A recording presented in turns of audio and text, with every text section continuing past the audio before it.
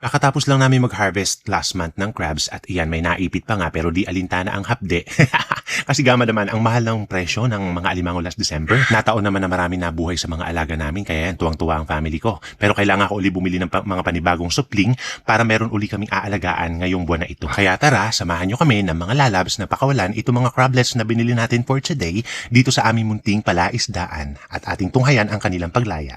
Kinontak ako kagabi ng aking classmate ng elementary, inaalok niya ako kung gusto ko raw bang bumili ng similya ng alimango. Sabi ko sa kanya, saan ba nanggaling yung mga alimango ito? Sabi niya, dito lang daw nila hinuhuli sa ilog ang mga similya ng alimangong ito. Sabi ko naman, sige kasi kung dito nyo lang hinuhuli yan, maganda yung quality ng mga crablets na yan. Talagang garantisadong mabubuhay sila kapag pinakawalan sa palaisdaan. Hindi katulad ng experience ko noon na nung nag-order ako mula pa sa malalayong lugar like sa Bicol, ibinabiyahe pa patungong Pangasinan, walang nakakasurvive ni isa sa mga alimangong in-order ko noon. Dahil nga siguro na-stress sila sa malayong biyahe, kaya naman pagdating dito, hindi na sila nakakasurvive. Kaya nitong mga nakaraang taon, ang ginagawa ko, umu-order na lang kami or kami mismo yung kumuhuli sa mga ilog dito para diretso nang nilalagay sa palaisdaan. Hindi na sila magkukonsume ng oras sa biyahe. Naalala ko noon, nung bata pa ako na mismo yung humuhuli ng mga similya at binibenta ko sa mga may-ari ng palaisdaan. Pero ngayong meron na akong sariling palaisdaan, ako na mismo yung bumibili. O diba, saan ka pa? Charot! Kidding aside, totoo po yun. Gabi-gabi talaga ako nanguhuli ng similya ng alimango. Minsan nga inaabot pa ako ng madaling araw bago makauwi sa bahay.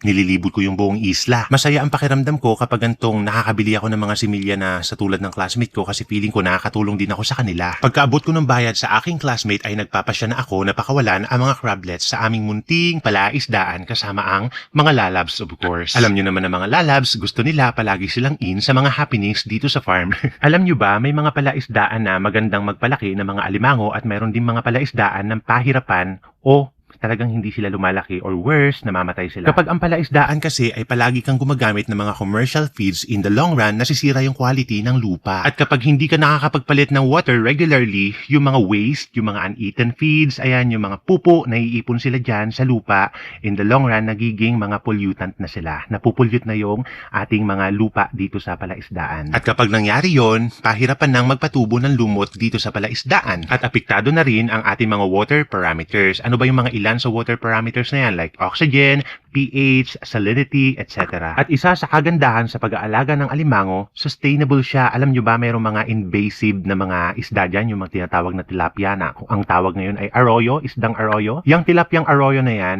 napakabilis nilang dumami talaga. Pero ang sarap-sarap nilang ulamin. Pero guys, sabi ko nga kanina, masusustain mo to kahit hindi ka na mamuhunan sa pagkain ng mga crabs. Kapag naubos yung lumot, pwede kang humuli ng mga invasive na tilapyang arroyo at tatadtarin lang namin yan bago namin ipakain sa crabs. Thankful na rin ako kasi hindi pa ganun ka-polluted yung palaisdaan namin kasi once na polluted na yung lupa niyan, mahihirapan ka na yang ibalik sa dati, maproseso. Kaya hanggat maaari, umiiwas kaming gumamit ng mga commercial feeds. Kaya kung matitikman nyo yung lasa ng mga isda, alimango, hipon dito sa amin, since hindi kami nagamit ng mga commercial feeds, more on lumot sila, yung mga tinadtad na tilapia, ang sarap talaga ng lasa guys, kakaiba siya. Kaya sa mga kapwa ko na namamalaisdaan, sana nakatulong po itong idea na to sa inyo. Nakakatuwa nga kasi yung kinikita ng pond, nakakatulong din po sa mga needs, hindi lang sa amin, pati sa mga alaga namin mga rescue dogs and cats. Kaya maraming salamat po sa ating Panginoong Diyos kasi po, siya po talaga yung nagpo-provide. Sige, humayo na kayo at magpakarami.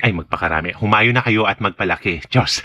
Ayan, balikan na lang po natin itong mga crabs na to kapag sila ay i-harvest na. Babalitaan ko kayo kung tayo po ba ay papaldong muli. Ayan. O sige na, humayo na kayo. Huwag na kayo mahiya.